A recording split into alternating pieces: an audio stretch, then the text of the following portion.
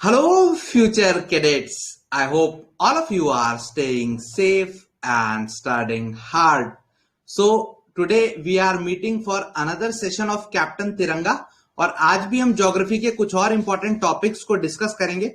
So we had started the journey of physical geography और आज ही उस फिजिकल ज्योग्राफी की जर्नी को आगे बढ़ाते हुए we would be covering a few more topics. So I hope आपने जो लास्ट क्लासेस हुई हैं उनको कवर कर लिया है because this is a continuity में अगर आप चीजें देखेंगे then it would be much more useful to you. So जैसा आप सबको पता है, अगर चाहे आप एनडीए की प्रिपरेशन कर रहे हो, सीडीएस की प्रिपरेशन कर रहे हो या इवन सीएपीएफ की भी प्रिपरेशन कर रहे हो, जीके का जो कंपोनेंट है उसके जो मोस्ट इंपॉर्टेंट टॉपिक्स है for free we are covering under Captain Tiranga. We are meeting live at 9 PM on Telegram. So Vardishala के टेलीग्राम चैनल पे आप इसको ज्वाइन कर सकते हैं and core concepts of various topics are discussed in this. Those of you who are here for the first time, hi guys, I am Akshay Badola. I belong to the 130th course of National Defense Academy and I was recommended from 1AFSB Dehradun and recently I have been able to secure All India Rank 1 in the UPSC Central Armed Police Force 2020 examination. So, geography की journey start करते हैं आज की. So, the topic for today that I have is geomorphology को शुरू करेंगे. Geomorphology को we would be starting. सो जैसा मैंने आपको बताया था, ज्योग्राफी को जब हम पढ़ेंगे it would be physical geography. So physical geography से हम we would be starting. Physical geography को आई हैव टोल्ड यू कि हम 3 भागों में बांटेंगे. First we would be your geomorphology, then oceanography and climatology. तो जियोमॉर्फोलॉजी एसेंशियली जो अर्थ के स्ट्रक्चर से डील करता है उसको आज हम स्टार्ट कर रहे हैं और उसके जो भी इंपॉर्टेंट चीजें हैं उनको आज डिस्कस करने की कोशिश करेंगे. So if you like the sessions, please share the session so that we can get maximum students on board and everyone can benefit from this. तो सबसे पहला वर्ड आता है अगेन, इसको ब्रेक करते हैं, एटिमोलॉजी को यूज करते हैं. जियो का मतलब हम जानते थे. What was Jio? Jio means earth like. Morph means morphology से शब्द है. Morphology essentially means structure, composition. जैसे एक्टोमॉर्फ, एंडोमॉर्फ आपने बॉडी टाइप सुने होंगे. सो एसेंशियली बॉडी स्ट्रक्चर के लिए वहां पे ये टर्म्स यूज होते हैं. सो अर्थ के स्ट्रक्चर की जब हम स्टडी करते हैं that is geomorphology and it would be the first component that we are going to study under physical geography. ठीक है, ओके, ठीक है. सो सबसे पहले स्टडी करते हैं. सो हमने पहले देखा था कि 4.6 billion years ago earth developed and we saw कि कैसे जर्नी डेवलप हुई, बिग बैंग की बात की एंड ऑल ऑफ दैट. अब आज हम देखेंगे जब अर्थ बन गई. सो अर्थ हैज डेवलप्ड. सो अर्थ कैसी दिखती है? जैसे हमने पहले डिस्कस किया था कि अर्थ क्योंकि रोटेट कर रही थी तो जो हैवियर मटेरियल्स थे वो अर्थ के सेंटर की तरफ मूव करने लग गए थे एंड लाइटर मटेरियल्स अर्थ की सरफेस पे आने लग गए थे. सो जब ये हैवियर मटेरियल्स अंदर की तरफ मूव करे तो इसकी वजह से क्या हुआ, अगर आप अर्थ के अंदर जेसीबी लेके खुदाई करोगे और उस खुदाई की वीडियो यूट्यूब पे वायरल हो जाएगी, तो आप जब अंदर को जाते रहोगे जेसीबी से खुदाई करते करते तो आपको कुछ स्टार्क डिफरेंसेस दिखेंगे. आपको क्लियर कट डिमार्केशन दिखेगा अर्थ के अंदर वेरियस लेयर्स में. तो ऐसा नहीं है कि सब कुछ आपको एक जैसा नजर आएगा. जैसे जैसे you move downwards you would notice certain differences और उसके बेसिस पे ही हमने अर्थ के अंदर जाने पे लेयर्स को वेरियस फॉर्म्स में डिवाइड करा है. Okay,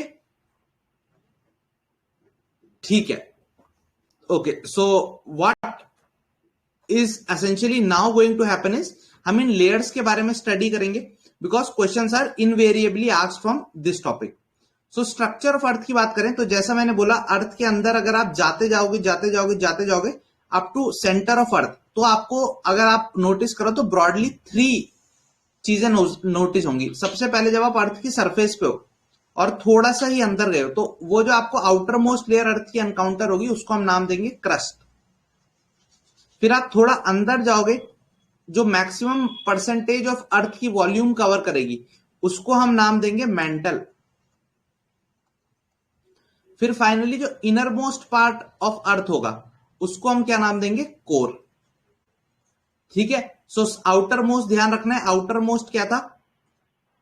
outer most was crust, then middle one was आपका mantle and then we had our core. हम आगे देखेंगे कि इसमें भी डिविजन्स है but just for those who are here for the first time you must understand 3 layers हैं earth की: क्रस्ट, मैंटल एंड कोर। ठीक है, एंड ये जो डिवीजन हुआ है किस बेसिस पे हुआ है? The basis of this division is difference in densities. क्योंकि हमने देखा था जब अर्थ रोटेट कर रही थी, जो हैवी मटेरियल्स थे वो अर्थ के सेंटर की तरफ को आए थे और लाइटर मटेरियल्स अर्थ की सरफेस पे थे। सो एक क्वेश्चन ये भी बनता है कि जो अर्थ का डिफरेंशिएशन ऑफ लेयर्स हुआ है ये किस बेसिस पे हुआ है? Crust, core, mental.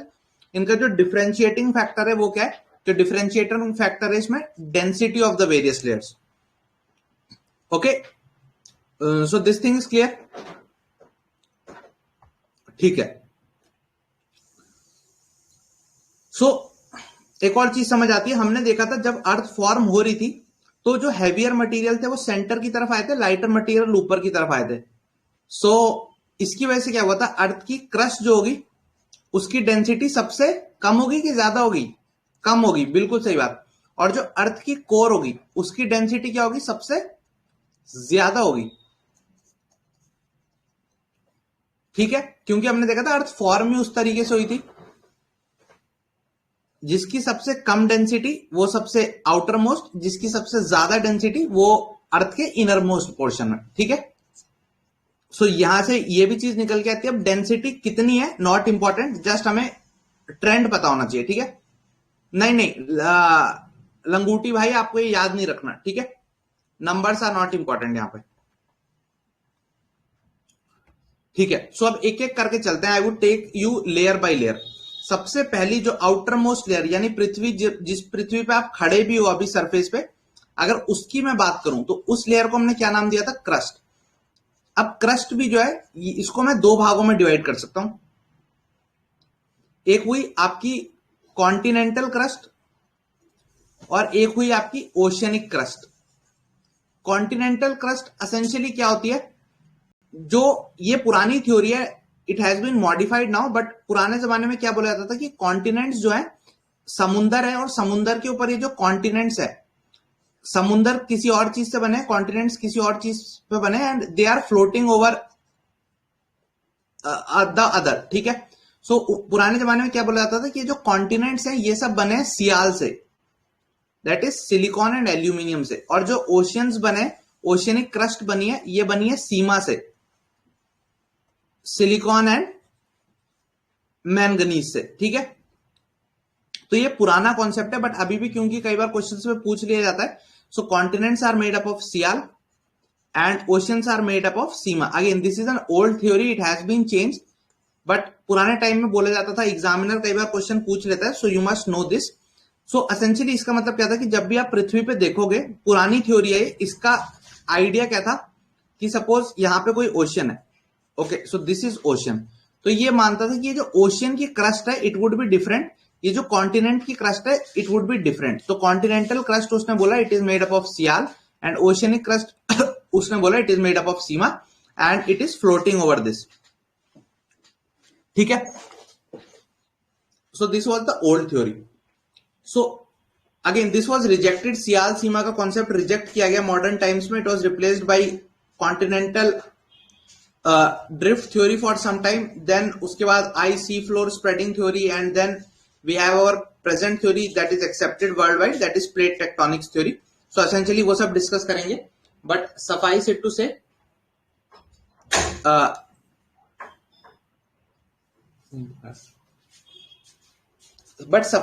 say कि हमें इतना बस ध्यान रखना है कि continental crust is sial and oceanic crust है सीमा।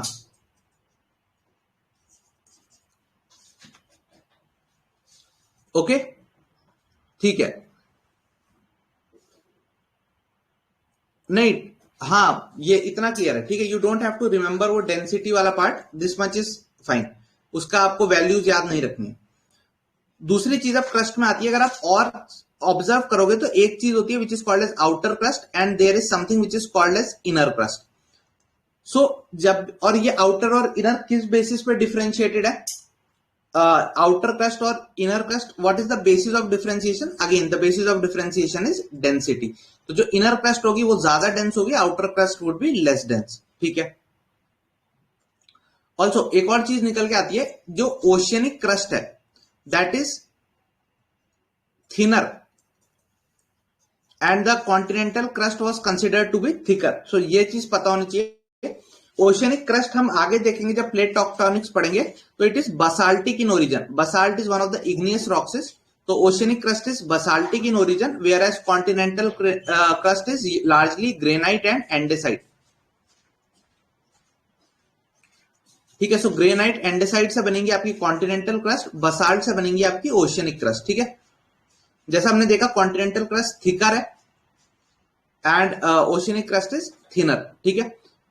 Important thing is crust earth की टोटल वॉल्यूम का. तो अर्थ की अगर वॉल्यूम सपोज 100 यूनिट्स है, तो क्रस्ट की जो वॉल्यूम निकल के आएगी that would hardly be 5 to 10%. तो crust is very less in volume. Okay.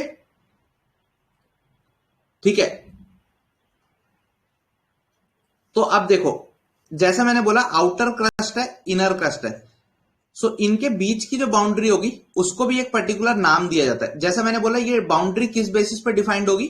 This boundary would be defined on the basis of the change in density. यानी जैसे आप पानी लो, सपोज एक बीकर लो, उसमें आपने पानी डाला, उसके ऊपर आपने तेल डाल दिया. So what would happen? कभी आपने करके देखा ऐसा दैट देयर इज वाटर और उसके ऊपर आपने फिर तेल डाल दिया, और एक वो ट्रांसपेरेंट बीकर है, आपको दूसरी साइड से चीज नजर आ रही है. So you would have seen कि इनके बीच में एक बाउंड्री बन जाएगी. और ये बाउंड्री क्यों बन रही है? Because there is a difference in their densities. Okay, so there is a difference in their densities. That's why this boundary is created. Same thing happens here. This is the outer crust and this is the inner crust. And इनके बीच की जो boundary है, उस boundary को एक specific नाम दिया जाता है. Can anyone tell me what is that boundary called? It is called as Conrad discontinuity. ठीक है. So एग्जाम में सवाल आ सकता है Conrad discontinuity किसके बीच में? So it is between outer crust and inner crust. ठीक है.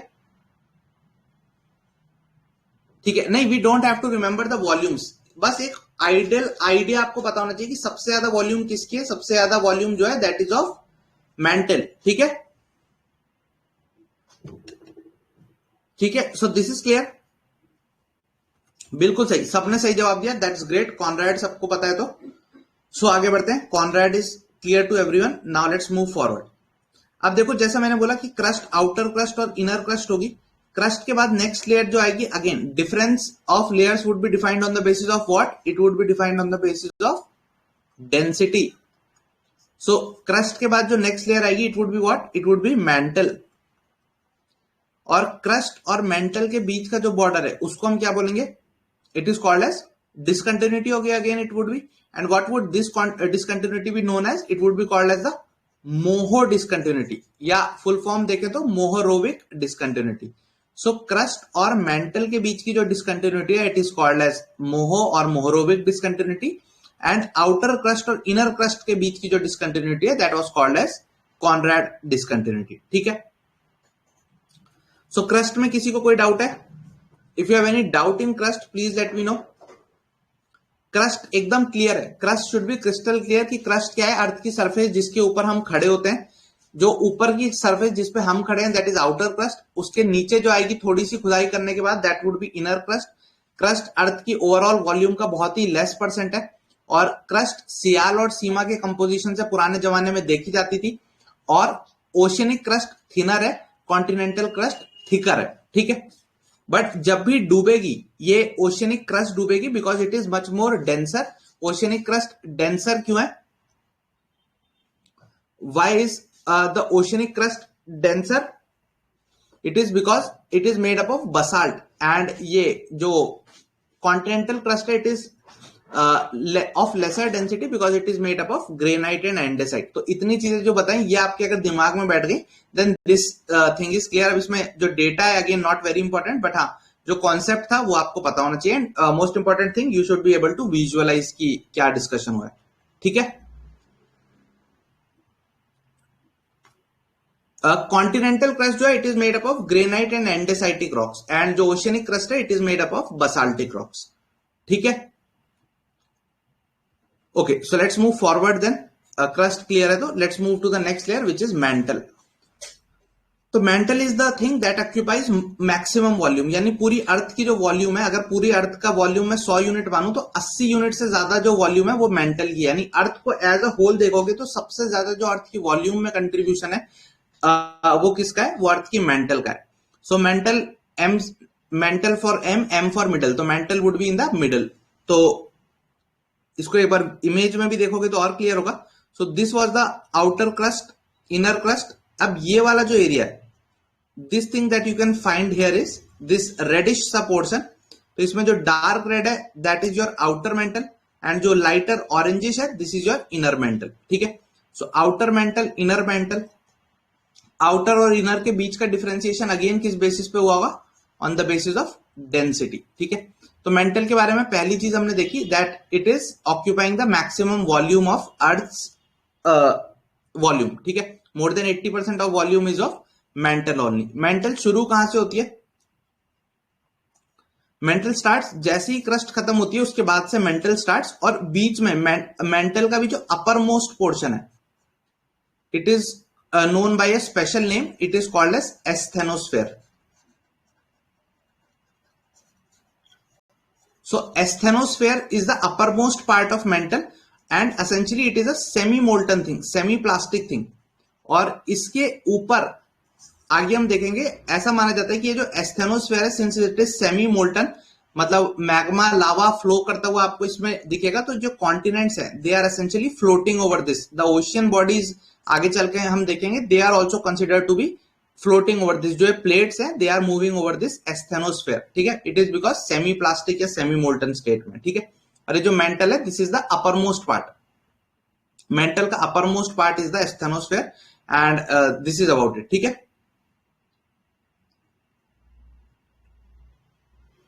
ठीक है. ओके. सो ये जो एस्थेनोस्फेयर ही है. नाउ एक और टर्म जो आपको थोड़ा क्लियर होना चाहिए दैट इज, अगर मैं बोलूं outer crust plus inner crust plus asthenosphere,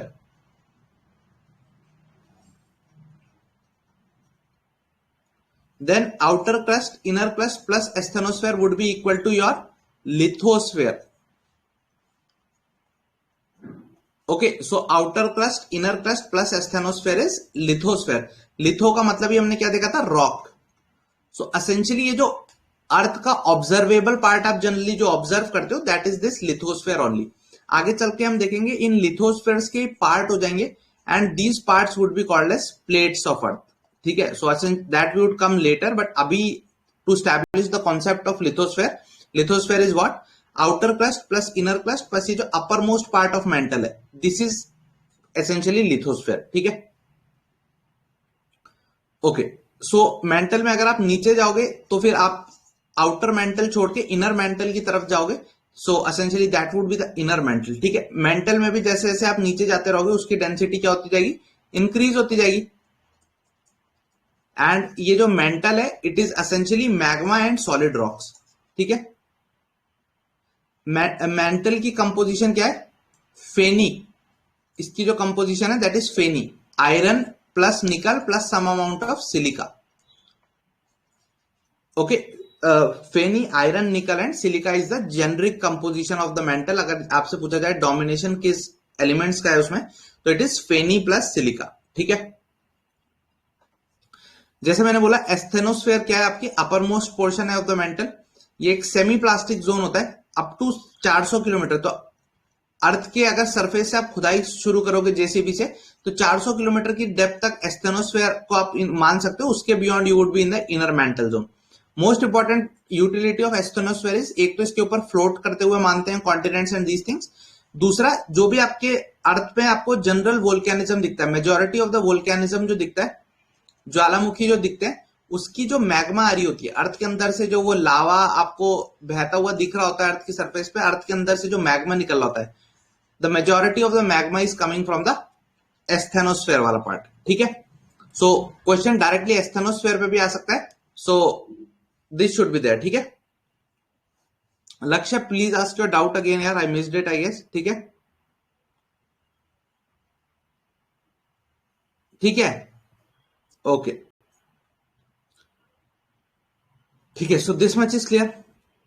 आगे बढ़ते हैं। ओके, सो हाँ, अब डिसकंटिन्यूटी देख लेते हैं यहां पे। सो देखो हमने क्या देख ली थी, we are moving inside the earth. हम अर्थ के अंदर धीरे धीरे ग्रेजुअली जा रहे थे। हमने क्रस्ट स्टडी कर ली, then we started into mental.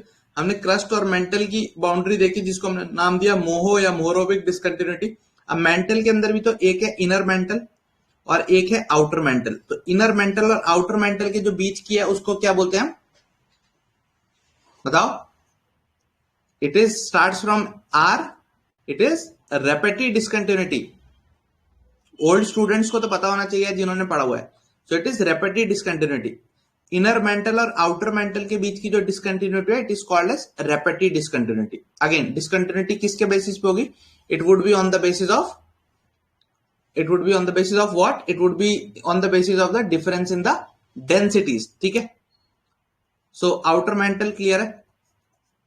then mental के बाद we would have our core। so mental के बाद आएगी आपकी core, और mental और core के बीच का बाउंड्री क्या होगा? mental एंड core के बीच की बाउंड्री को what do we call? बताओ जरा फटाफट से, बताओ बताओ। ये पढ़ाया हुआ है यार, गटनबर्ग डिसकंटिन्यूटी यार, पढ़ाया हुआ है पहले। ओल्ड स्टूडेंट्स, कैसे काम चलेगा ऐसे? It is Gutenberg discontinuity. इसीलिए पेपर पास आ रहा है बेटा, थोड़ा सिंसियर हो जाओ, बिल्कुल ठीक है। फोन वोन छोड़ दो अब, और कम से कम क्लास का लेक्चर तो पूरा देखो।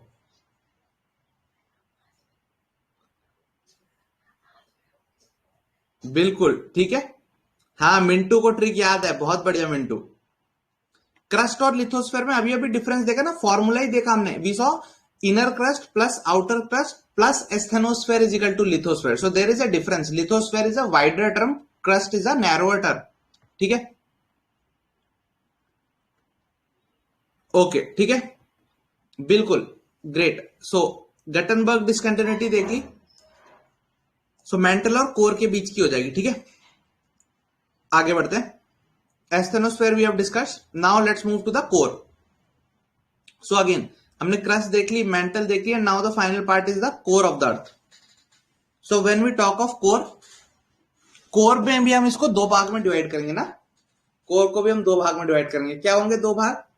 इनर कोर और आउटर कोर। जो बच्चा पेन कॉपी लेके नहीं बैठा हुआ है क्लास में, प्रवचन की तरह सुन रहा है बेटा, कोई काम नहीं आएगी क्लास। ठीक है, तो पेन कॉपी लेके बैठो।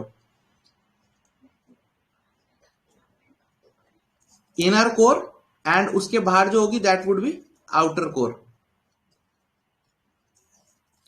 ठीक है, सो कोर एसेंशियली कब आती है? इट स्टार्ट्स एट 2900, जहां पे मेंटल खत्म होती है 2900 किलोमीटर पे, and it ends at the centre of the earth. You can assume it to be at 6400 kilometre. ठीक है, सो ये अर्थ, इनके बीच की जो यूनिट है that would be the core. इसमें ऊपर वाला would be outer core and नीचे वाला वुड बी इनर कोर। ठीक है, सो इसकी वॉल्यूम भी बहुत ही लेस है, अराउंड 20% से भी कम है। सो वी कैन अज्यूम कि सबसे ज्यादा परसेंटेज किसकी है, ये तो बताओ कम से कम। अब सबने पूरी क्लास देख ली, सबसे ज्यादा किसकी आई? मेंटल की आई। सेकेंड नंबर पे किसकी परसेंटेज आएगी? कोर की परसेंटेज आएगी। देन लीस्ट वॉल्यूम में किसका कंट्रीब्यूशन है? Crust. This is a probable question for the exam, कि अर्थ में अगर वॉल्यूम वाइज देखा जाए, so what is the weightage? So it is mantle, then it is core, then it is crust. ठीक है, ठीक है, so this is clear. Okay, so this much is clear to everyone. इसमें कोई doubt किसी को?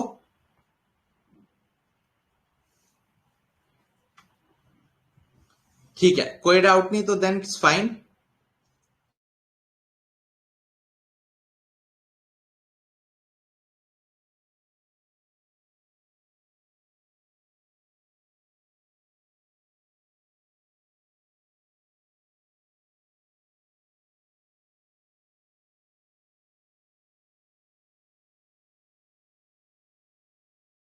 आप सही है, ऑडियो आ रही है? ओके ठीक है। डिसकंटिन्यूटी की ट्रिक बताऊंगा दिवतेश, डोंट वरी, ठीक है। ओके सो ये इक्वेशन क्लियर हुई, दिस इक्वेशन इज क्लियर कि सबसे ज्यादा क्या है, मेंटल, उसके बाद दूसरे नंबर पे क्या है, कोर, सबसे कम किसकी वॉल्यूम है, क्रस्ट की, ठीक है। तो अब कोर की बात करते हैं। सो आउटर कोर और इनर कोर, तो यहां खास बात जो सबसे इंपॉर्टेंट स्पेशल चीज है कोर की, वो है कि जो आउटर कोर है वो उसका नेचर कैसा है, इट इज लिक्विड। तो this is very very important, इस पे क्वेश्चन आता है कि कौन सी लिक्विड है, तो इट इज आउटर कोर। सो यानी जो 2900 के जस्ट बाद से जो चीज स्टार्ट होगी that would be liquid in nature, और इनर कोर तो हम सबको पता है सॉलिड होगी। It would be made up of FeNi, और हमने देखा था मेंटल में थोड़ा सिलिका का एलिमेंट भी ज्यादा होता है, ठीक है। Okay so outer core is liquid, inner core is solid, this is again important. और कोर की डेंसिटी सबसे ज्यादा होगी, it would have the heaviest minerals, ठीक है। ओके सो अब और एक दो चीजें डिस्कस करते हैं इसको लेके। So when we are moving deeper into the earth, outer core interact करी देन इनर कोर इंटरैक्ट करी। सो इनकी बाउंड्रीज क्या होगी, मेंटल और कोर के बीच की बाउंड्री अभी हमने डिस्कस करी थी, it was Gutenberg discontinuity. Mantle और कोर के बीच की boundary was Gutenberg discontinuity. Outer core और इनर कोर के बीच की boundary is called as Lehmann discontinuity. Lehmann brothers, याद करो एक बैंक था 2008 में जो कोलैप्स कर गया था ग्लोबल फाइनेंशियल क्राइसिस में। सो लेहमैन डिसकंटिन्यूटी इज दिस, ठीक है। सो वेरियस डिसकंटिन्यूटीज याद रखना बहुत जरूरी है, सीडीएस के पेपर में कई बार पूछा गया है, सीएपीएफ में also this question has been asked, ठीक है। डिसकंटिन्यूटी का मतलब समझ गए, अर्थ के वेरियस कंपोनेंट्स का कंपोजिशन समझ गए। अब ये पूरी चीज इमेज के थ्रू देख लो ताकि और क्लियर हो जाए। सो जैसे मैंने सबसे पहले जो बताया था, दिस वाज द क्रस्ट, ये ओशियनिक क्रस्ट मान सकते हो, सीमा की बनी हुई जनरली मानी जाती है। कॉन्टिनेंटल क्रस्ट मान सकते हो, सियाल की बनी हुई मानी जा सकती है। तो oceanic crust plus continental crust plus ये अपर मोस्ट पार्ट जो एस्थेनोस्फेयर है, इस पूरे को अगर आप इंक्लूड कर दोगे this would be called as lithosphere. Then we discuss that mantle is there. तो क्रस्ट 0 से 100 किलोमीटर तक है, mantle is up to 2900 kilometre. फिर 2900 किलोमीटर से 5100 किलोमीटर तक है और outer core. Outer core is important because it is liquid in nature. Then finally outer core से आप अर्थ के सेंटर की तरफ आओगे। सो 5100 से 6400 किलोमीटर के आसपास is your inner core which is solid, again very important, ठीक है। अब इनकी हमने डिसकंटिन्यूटीज पढ़ी थी। तो क्या क्या डिसकंटिन्यूटीज थी, आउटर क्रस्ट और इनर क्रस्ट के बीच की जो थी उसको हमने क्या नाम दिया था, कॉनरैड डिसकंटिन्यूटी। फिर क्रस्ट और मेंटल के बीच की जो डिसकंटिन्यूटी थी उसको हमने क्या नाम दिया था, मोहो डिसकंटिन्यूटी या मोहोरोबिक डिसकंटिन्यूटी। देन आउटर मेंटल और इनर मेंटल के बीच की डिसकंटिन्यूटी को हमने क्या नाम दिया था, रेपेटी डिसकंटिन्यूटी। देन इनर मेंटल और कोर के बीच की डिसकंटिन्यूटी को हमने क्या नाम दिया था, Gutenberg discontinuity. Then outer core और इनर कोर के बीच की डिसकंटिन्यूटी को हमने क्या नाम दिया था, लेहमैन डिसकंटिन्यूटी। सो ये डिसकंटिन्यूटीज कौन सी कहां पे है, ये मैच द फॉलोइंग की फॉर्म में क्वेश्चन आ सकता है। डिसकंटिन्यूटी क्यों एग्जिस्ट करती है वो हम देख चुके हैं, ठीक है। सो याद कैसे करेंगे, top to bottom, C M. CM कौन है, जो भी सीएम है आपका, रे, सीएम रे, गु ले, ठीक है, सीएम रे गु ले, ठीक है। अगेन गलत मतलब नहीं निकालना है, सिंपल सा यही याद रखना है, सीक्वेंस क्या है, सीएम रे फिर उसने बोला हाँ भाई सीएम आ गया, गु ले, ठीक है।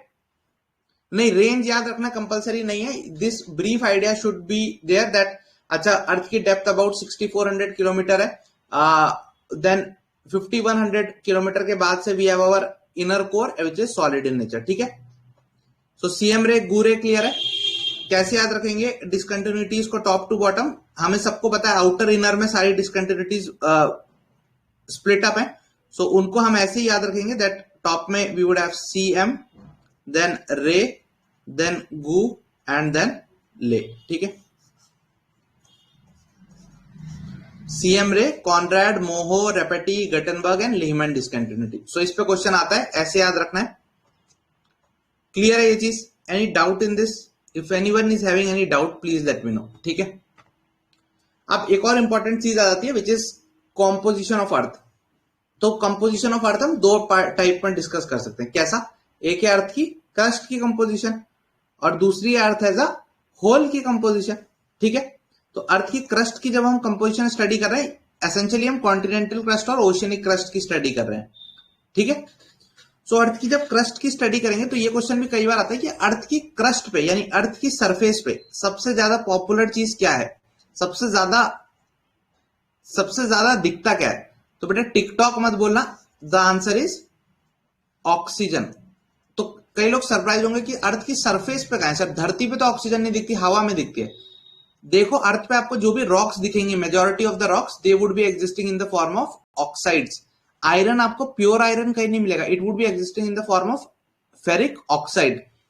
आपको और कोई भी मेटल हो यूजुअली वो ऑक्साइड्स की फॉर्म में मिलेगा, कार्बोनेट्स की फॉर्म में मिलेगा। So essentially oxygen would be embedded in their chemical composition. ठीक है,